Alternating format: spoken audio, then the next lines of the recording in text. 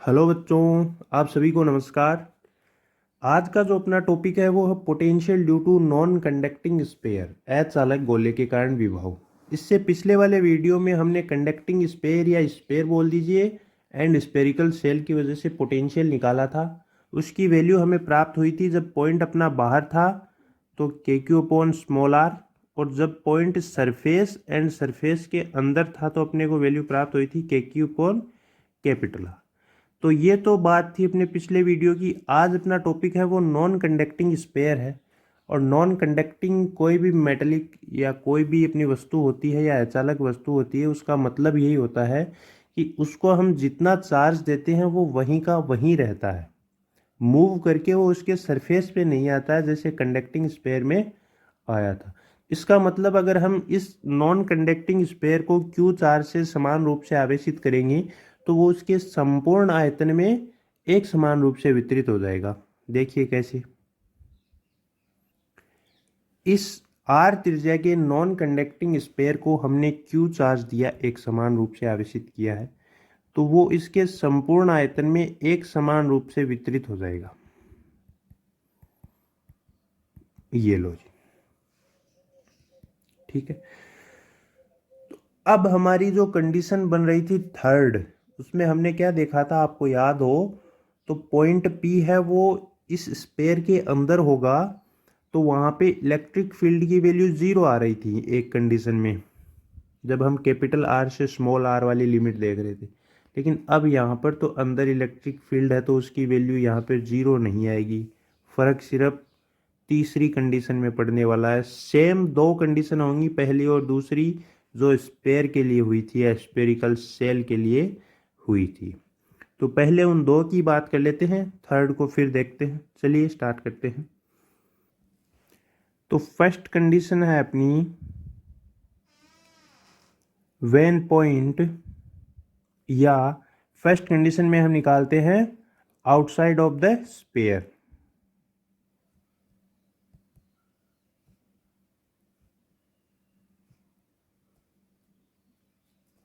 Outside of the sphere के लिए जो डिस्टेंस आएगी वो कैपिटल आर से तो बड़ी आएगी। तो देखिए,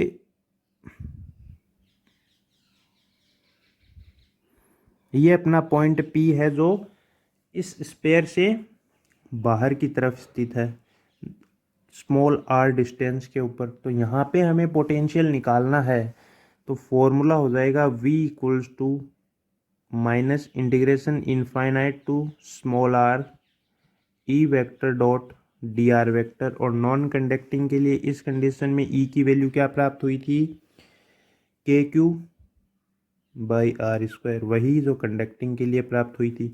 वैल्यू पुट करके इंटीग्रेशन करेंगे। इसका डेरिवेशन हम पिछले वाले वीडियो में बहुत अच्छी प्रकार से कर चुके हैं, मेरे हिसाब से आपको समझ में आ गया है। नहीं आया तो एक बार पुनः देख लीजिए। v की वैल्यू पुट करेंगे infinite to r k q upon r square r cap dot D R vector. दोनों की डायरेक्शन सेम है तो नेट बनेगा डी आर, सॉरी, इन दोनों का गुणनफल बनेगा डी आर। तो यहाँ से v इक्वल्स टू बना अपना minus k q infinite to r 1/r² d r. ठीक है, 1/r² का इंटीग्रेशन क्या होगा, माइनस का 1/r infinite to are. Clear है। तो यहाँ से v प्राप्त हुआ के क्यू बाई स्मॉल आर। तो पहली कंडीशन, जब पॉइंट P है या अपने को इस स्पेयर के बाहर किसी पॉइंट पर पोटेंशियल निकालना है, तो वो प्राप्त होगा k q by small r. Small r है जिस पॉइंट पर निकालना है उसके सेंटर से डिस्टेंस। बात करते हैं कंडीशन नंबर 2 की। कंडीशन नंबर 2 है, अपने को सरफेस पे निकालना है।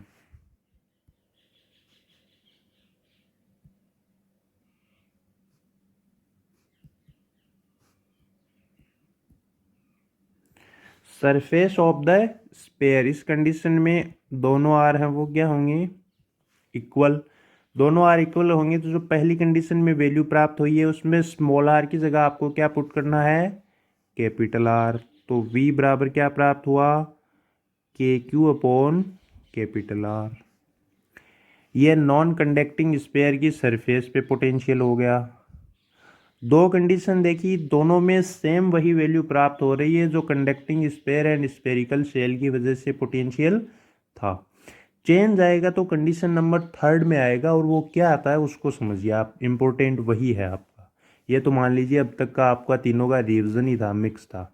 अब बात करते हैं कंडीशन नंबर थर्ड की। इसे सेकंड वाले को लिख देते हैं एक बार शॉर्ट फॉर्म में।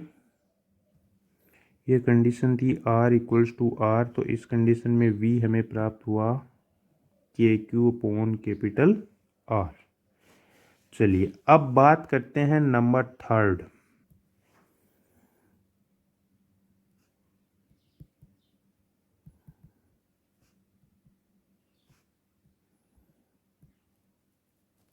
Inside the sphere, small r is less than capital R।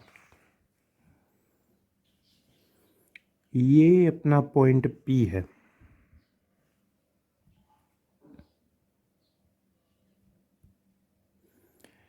जो स्मॉल r डिस्टेंस पर स्थित है। तो यहाँ पे हमें पोटेंशियल निकालना है इस नॉन कंडक्टिंग स्पेयर की वजह से। तो यहाँ पे जो कंडीशन बनती है उनको आप अब समझिएगा, ध्यान से समझिएगा, इम्पोर्टेंट इसका यही है। बाकी दोनों इजी थे, पीछे पढ़ भी चुके हैं, उसमें कोई दिक्कत वाली बात नहीं थी। देखिए पोटेंशियल का फॉर्मूला होगा V equals to minus infinite to R E vector dot D R vector. Infinite से R तक की जो डिस्टेंस है वो अपनी होगी ये, जैसे मान लीजिए यहाँ पे अपना इनफाइनाइट है, तो टोटल है वो इतनी है, ये वाली है। ये कितनी है, इंटीग्रेशन इनफाइनाइट टू R। हम इसको क्या कर सकते हैं, दो टुकड़ों में डिवाइड कर सकते हैं। कहाँ तक, एक तो हम ये डिस्टेंस अपनी यहाँ तक की जो है वो होगी कैपिटल R। तो एक तो हम कर सकते हैं इसको इस टुकड़े में विभाजित, और दूसरी हम कर सकते हैं इसको इतने से टुकड़े में विभाजित। तो इसके लिए जो लिमिट बनेगी वो क्या बनेगी, इनफाइनाइट टू कैपिटल R, और इसके लिए जो लिमिट बनेगी वो क्या बनेगी, capital R to small r। इससे पिछले वाले में यह आप देख चुके हैं। तो इन दोनों कंडीशन के लिए जो ये वाली कंडीशन है वो तो क्या है, सेम एज सरफेस, यही है ना। कंडीशन नंबर इसके अंदर जो दूसरी है वो चेंज है। वहां पर तो इस कंडीशन के अंदर वैल्यू आ रही थी 0, क्योंकि अंदर इलेक्ट्रिक फील्ड था 0। अब नॉन कंडक्टिंग में इलेक्ट्रिक फील्ड तो भाई 0 है नहीं। अब ये 0 नहीं है तो इसका मतलब इसका मान आएगा, और यही अपना दिमाग खाएगा। चलिए, तो इसी की वैल्यू हमें इस डेरिवेशन में मेनली निकालनी है, और वो कैसे आएगी उसी को आपको समझना है। तो देखिए मैंने कुछ इस प्रकार से इस डायग्राम को बनाया आपको समझाने के लिए। ये वाली कंडीशन है वो इनफाइनाइट टू R है, जो हमारी यहाँ पे है इस फॉर्मूले में। तो इसके लिए जो लिमिट है वो क्या है, इनफाइनाइट टू R। अब इस डिस्टेंस को हमने दो पार्ट में डिवाइड कर दिया, एक हमने रेड कलर की ली है और दूसरी हमने ब्लू कलर की ली है। तो इन दोनों को मिलाकर के अपनी ये टोटल डिस्टेंस प्राप्त होती है। इन दोनों के लिए जो लिमिट वाली कंडीशन आएगी वो क्या आएगी, तो सेम कलर के पेन से लिख देते हैं। इस कंडीशन में जो आती है वो आती है infinite to capital R। Clear है। इसके अंदर जो रेड वाली लाइन है उसके लिए क्या आएगी, capital R to small r। तो दो पार्ट में इस फॉर्मूले को हम डिवाइड करेंगे। कैसे कैसे करेंगे, V equals to minus infinite to capital R E vector dot D R vector plus capital R to small r E vector dot D R vector. इन दोनों का योग करेंगे तो अपने पास में R से इनफाइनाइट से स्मॉल r इंटीग्रेशन प्राप्त होगा। क्लियर है। ये कंडीशन देखिए आप, इनफाइनाइट टू कैपिटल R, ये है कंडीशन आपकी सरफेस की, और सरफेस के लिए V प्राप्त होता है हमें k q by capital R। इसकी वैल्यू हम पुट कर देते हैं पहले। अगले वाली को अगली स्टेप में लिखेंगे, फिलहाल इसी को लिखते हैं एक बार। V equals to k q upon capital R minus capital R to small r E vector dot D R vector. अब आप याद कीजिए एप्लीकेशन ऑफ गॉस लॉ में जो नॉन कंडक्टिंग स्फीयर था उसके अंदर अपना इलेक्ट्रिक फील्ड कितना आया था। ये तो इनसाइड की है तो वहां पर चलते हैं। ई की वैल्यू वहां पर कितनी प्राप्त हुई थी, ई प्राप्त हुआ था हमें k q by capital r cube और ऊपर था अपना स्मॉल आर और ये r cube. K q r upon r cube भी प्राप्त हुआ था, बिल्कुल। ये वैल्यू आप यहाँ पे पुट कीजिए तो ये बना k q upon r minus r to r k q r upon r cube r cap dot D R vector. ये तो बनेगा आपका डी आर सेम डायरेक्शन की वजह से। यहाँ से जो कांस्टेंट है उसको बाहर ले लीजिए, k q upon r minus k q upon r cube बाहर आ जाएगा, आर रेडियस है कांस्टेंट है, r to r r d r. अंदर तो इतना ही बचा। आर का इंटीग्रेशन कितना होगा, r square by two k q upon r minus k q upon r cube. ये बना r square by two r. Limit put कीजिए,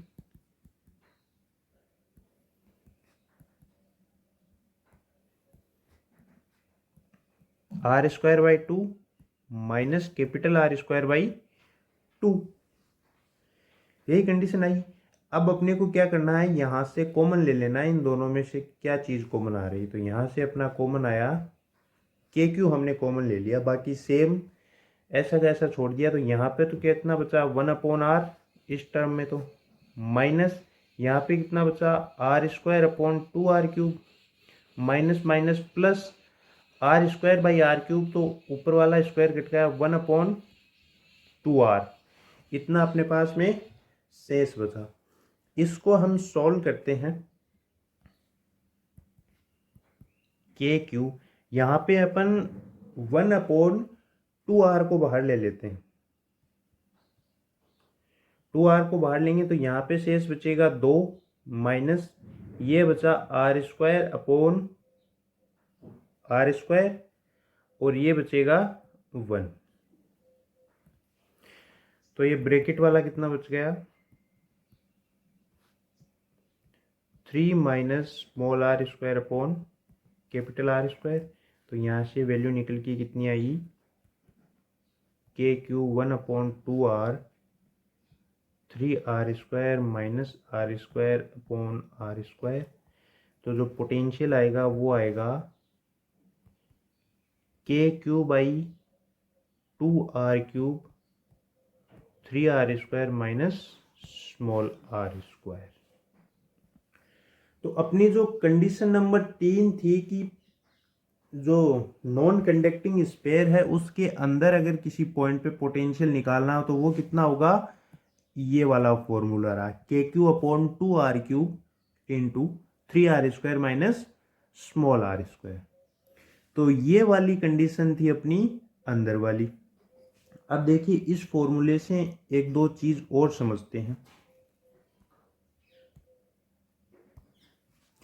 अगर आपको उस नॉन कंडक्टिंग स्फीयर के सेंटर पर निकालना हो, एट सेंटर, तो सेंटर पर small r equals to zero, value put करो तो वी सेंटर कितना प्राप्त होगा, स्मॉल आर शून्य प्राप्त हो रहा है, तो k q three r square upon two r cube, ये वाला कैंसिल, तो कितना बचेगा, three by two k q by r, यही बचा three by two k q by r. ये है आपका एट सेंटर। अब देखिए यहाँ पे जो टर्म आ रही है के क्यू बाई आर, वो किस कहाँ पर होता है, पोटेंशियल सरफेस,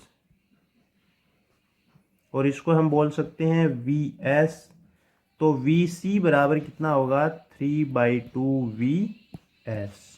ये सरफेस और सेंटर के बीच का रिलेशन आ गया कि सेंटर पर पोटेंशियल है वो सरफेस का 3/2 गुना होता है। तो यहाँ से जो हमें वैल्यूएं प्राप्त हुई हैं उनको अब हम एक जगह इकट्ठा करते हैं। तो कंडीशन नंबर 3 थी, आर है वो स्मॉल है, छोटा है, लेस देन है कैपिटल आर से। तो यहाँ से वी हमें प्राप्त हुआ KQ 3R² minus R² upon 2R। तो ये पोटेंशियल की तीनों कंडीशन के लिए अपने पास में वैल्यू आ चुकी है। इसके अलावा हमने देखा था कि सेंटर पर V सेंटर इक्वल्स टू प्राप्त होता है हमें 3/2 V सरफेस, या इसको बोल सकते हैं 1.5 V सरफेस। इसका मतलब सेंटर पर हमें जो पोटेंशियल प्राप्त होगा वो सरफेस का 1.5 गुना प्राप्त होगा, ज़्यादा प्राप्त होगा सरफेस से। तो अब हम इन सभी वैल्यूओं को देख चुके हैं, तो क्यों ना इनका ग्राफ बनाया जाए। ये ऐसा ग्राफ होगा, इस लाइन पे अपन डिस्टेंस लेते हैं और इस पे लेते हैं अपना पोटेंशियल V। देखिए इस पे अपनी एक कंडीशन है वो सेंटर वाली, उसको लेते हैं हम सरफेस वाली को, वो है R=R। और उसके लिए हमें जो वैल्यू प्राप्त होती है वो आती है KQ/R। ये है VS KQ/R। देखिए इससे पहले की जो कंडीशन थी, कौन सी, conducting sphere and spherical shell, तो उसके अंदर जो हमें आर जब छोटा था कैपिटल आर से, तो उसके लिए भी सेम यही KQ/R प्राप्त हो रहा था। तो वहां पर अपना ग्राफ था वो ऐसे स्ट्रेट लाइन आ गया था। लेकिन यहाँ पे क्या प्राप्त हो रहा है, जैसे जैसे हम इधर सेंटर की तरफ बढ़ते चले जाएंगे वैसे वैसे वैल्यू बढ़ती चली जा रही है। इस प्रकार से 1.5 गुनी ज़्यादा प्राप्त हो रही। तो अब जो R is less than capital R condition है, उसके लिए अपना ग्राफ कैसा होगा, वो कुछ ऐसा होगा। तो ये वैल्यू है आपकी V सेंटर पर, और ये इतनी वैल्यू है VS पर। इसका मतलब VC है वो कितना, 1.5 गुना ज़्यादा है सरफेस से। तो यहाँ पे ग्राफ आएगा वो थोड़ा ऊपर आएगा क्योंकि वैल्यू है वो ज़्यादा है। इसके बाद में हम R is greater than capital R के लिए आते हैं। तो यहाँ पे पोटेंशियल की वैल्यू डिस्टेंस के साथ कम होती चली जा रही, कम होती चली जा रही। तो अपना ग्राफ कुछ इस प्रकार से आ जाएगा। ये आपका है V आउटसाइड और ये हो जाएगा KQ/R। क्लियर है। तो ये इससे पिछले वाले वीडियो में हमने इसका conducting sphere and spherical shell का देखा था। आज हमने नॉन कंडक्टिंग स्पेयर के लिए पोटेंशियल देख लिया। तो स्पेयर की तीनों कंडीशन के लिए अपने पास में पोटेंशियल की जो वैल्यू है वो प्राप्त हो चुकी है। अब इसका आपकी बुक में एक न्यूमेरिकल है, उसको भी साथ में ही देख लेते हैं। तो ये है आपका न्यूमेरिकल। 10 सेंटीमीटर त्रिज्या के एक ठोस अचालक गोले को 3.2 गुणा 10⁻⁻19 कूलाम आवेश दिया जाता है।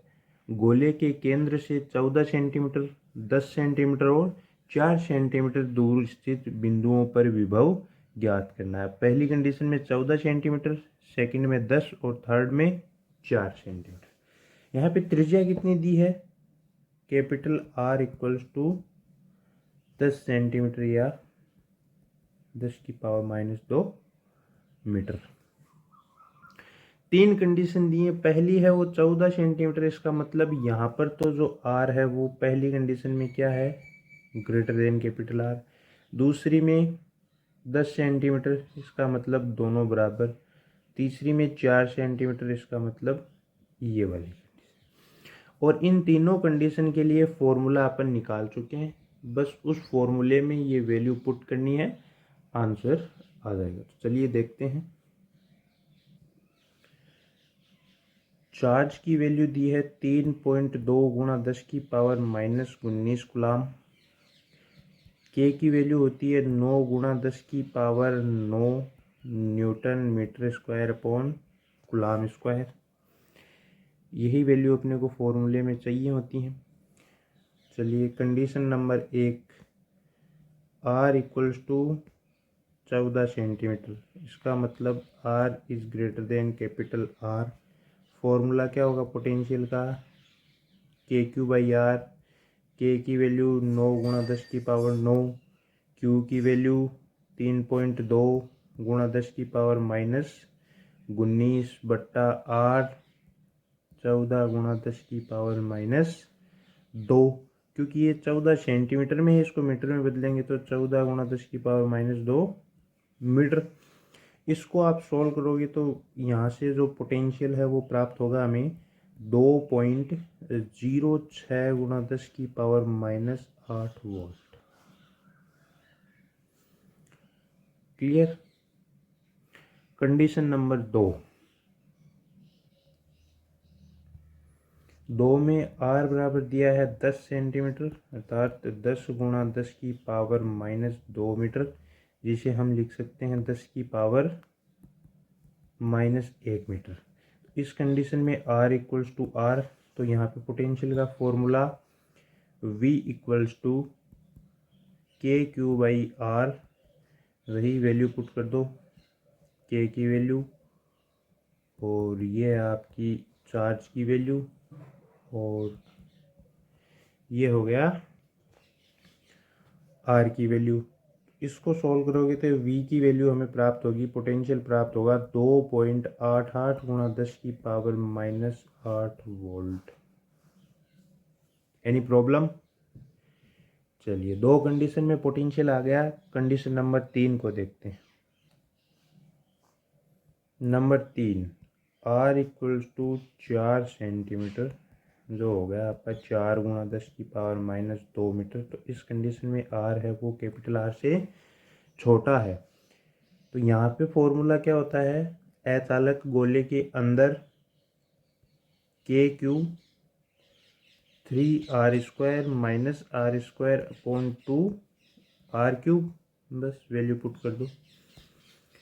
9 गुणा 10 की पावर 9 गुणा 3.2 गुणा 10 की पावर माइनस 19। क्लियर है। 3 r की वैल्यू कितनी है, 10 की पावर माइनस 1 का स्क्वायर, माइनस r कितना है 4 गुणा 10 की पावर माइनस 2 का स्क्वायर, बट्टा 2 10 की पावर माइनस 1 का क्यूब। और इसको आप सॉल्व करोगे तो यहाँ से पोटेंशियल की वैल्यू प्राप्त होगी 4.09 गुणा 10 की पावर माइनस 8 वोल्ट। तो ये अपना स्पेयर के लिए पोटेंशियल निकाल लिया हमने, स्पेरिकल सेल की वजह से निकाल लिया, कंडक्टिंग स्पेयर की वजह से निकाल लिया। इन दोनों के लिए तीनों कंडीशन में सेम पोटेंशियल प्राप्त होगा। फिर अपना थर्ड आया था नॉन कंडक्टिंग स्पेरिकल, वो स्पेयर था अचालक गोला, तो उसके कारण भी हमने तीनों कंडीशन के लिए पोटेंशियल देख लिया। इसमें फर्स्ट 2 कंडीशन थी अचालक गोले के बाहर और अचालक गोले की पृष्ठ पर, वो तो सेम ही था चालक गोले की तरह। चेंज आया थर्ड में, जब अचालक गोले के अंदर अपना पॉइंट हो और वहाँ पे हमें पोटेंशियल निकालना हो, तो उसके लिए अपने पास में ये वाला फॉर्मूला आया था के Q 3r² minus r² upon 2r³। तो ये टॉपिक समाप्त हुआ। अगले वीडियो में नेक्स्ट टॉपिक के साथ मिलते हैं, तब तक के लिए नमस्कार।